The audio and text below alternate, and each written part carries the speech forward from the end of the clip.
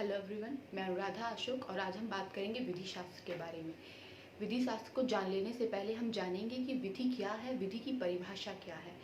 जैसा कि हम सभी जानते हैं, मनुष्य एक सामाजिक प्राणी है और समाज में रहकर वो अन्य व्यक्तियों से साथ संपर्क में आता है और उनसे व्यवहार करता है।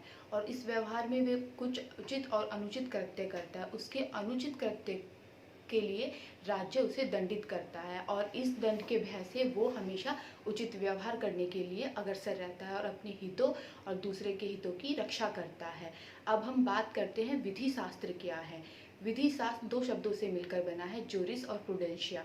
जूरिस का अर्थ है विधि और प्रूडेंशिया का अर्थ है ज्ञान, यानी कि विधि का ज्ञान हमें जिस शास्त्र से मिलता है वो है विधि शास्त्र। पर विधि का ज्ञान ही काफ़ी नहीं है। अगर हम बात करें कि विधि के क्रमबद्ध ज्ञान की, तो वो हमें विधि शास्त्र से मिलता है। क्रमबद्ध का ज्ञान से तात्पर्य कि आज जो विधि क्या है और भूतकाल में विधि क्या थी। अब बात करती हूँ मैं कि उच्चतम न्यायालय के एक लेटेस्ट केस की, जिसमें बताया गया है कि समलिप्तता अब अपराध नहीं है और अब से कुछ समय पहले समलिप्तता को हमारा समाज अनैतिक कृत्य मानता था और उसको अपराध समझा जाता था। अब हम बात करते हैं कि विधि शास्त्र का महत्व क्या है।